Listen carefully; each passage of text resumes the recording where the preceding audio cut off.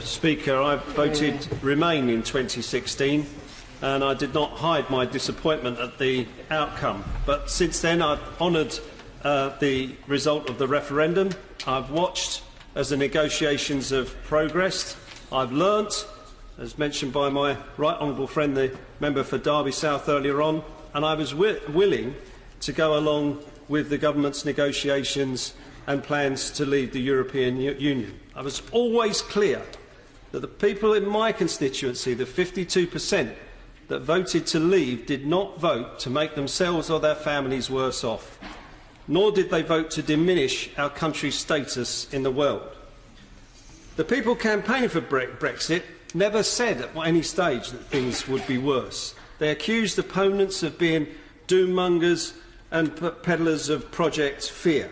In a joint letter, the ministers of the Vote Leave campaign, during the campaign on the 14th of June, they wrote, "There is more than enough money to ensure that those who now get funding from the EU, including universities, scientists, family farmers, regional funds, cultural organisations and others, will continue to do so." But what else did they promise? Well, here's a series of things that were on their website and that they put out in adverts on places like YouTube.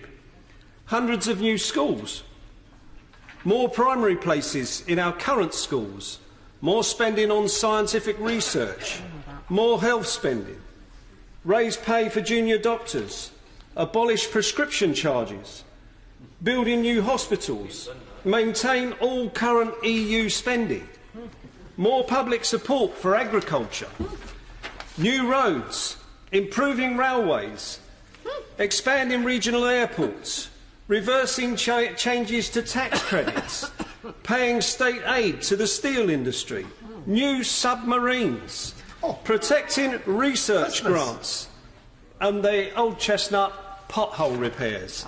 But it goes on. Lower taxes, lower business taxes, cut VAT on fuel, reducing council tax. All of this promised on the back of money that we would save from the European Union. And of course there's the other one that everyone refers to, which was the £350 million per week for the NHS on the side of the bus. Now, the IFS in June said that estimates on EU contributions and the savings that could be made were over-exaggerated. The £350 million is a bogus figure, and they estimate it to be nearer £170 million. And last month, the government's own forecast said GDP would be 10.7% lower than if the UK had stayed in the EU in 15 years' time. The Bank of England said that GDP would have been at least 1% higher in 5 years if the UK had voted Remain. And Mark Carney went on to warn about the worst-case scenario, disorderly no-deal Brexit, where the economy would contract by 8%, house prices would tumble by 30%, and interest rates would have to rise to combat inflation. And after the referendum, it didn't stop. The chatter continued. The former Brexit secretary said on July 2016, in July 2016, soon after he was appointed, he wrote, "Within 2 years, before the negotiations with the EU is likely to be complete, and therefore before anything material has changed, we can negotiate a free trade area massively larger than the EU. Trade deals with the US and China alone will give us a trade area almost twice the size of the EU." And then there's the honourable member for North Somerset, the business secretary, who famously went on the Today programme in July of last year and said the free trade agreement that we have to do with the European Union should be one of the easiest in human history. And then later that year in October, he said he will have dozens of international free trade deals within the next 18 months.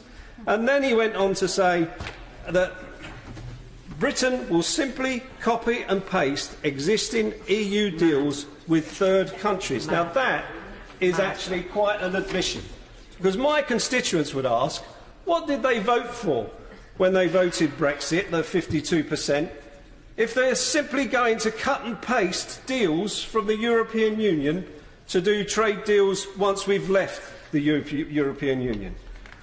We will also need to have trading schedules. If once we leave the European Union we want to trade under WTO rules, we will have to have schedules in place, and those schedules will have to be cut and pasted from the European Union if we want to start dealing with other countries outside of the European Union immediately we leave.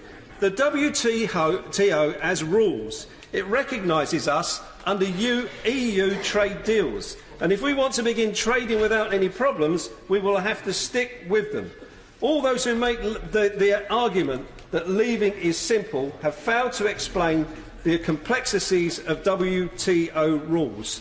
They ignore, for instance, the most favoured nation rule, which means that if you cut your trade tariffs with another country without having a trade deal in place, you have to offer that opportunity to every other single member of the World Trade Organization. And that would make us effectively a tariff-free nation.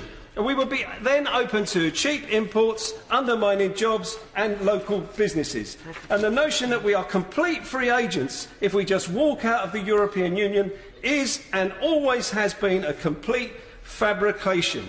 And if we don't leave with an EU deal in place, we will not be able to start negotiations to do deals with countries, economies as large as the US, China or India.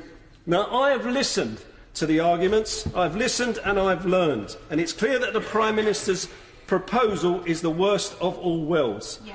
So she is caught up in her own rhetoric. Brexit means Brexit.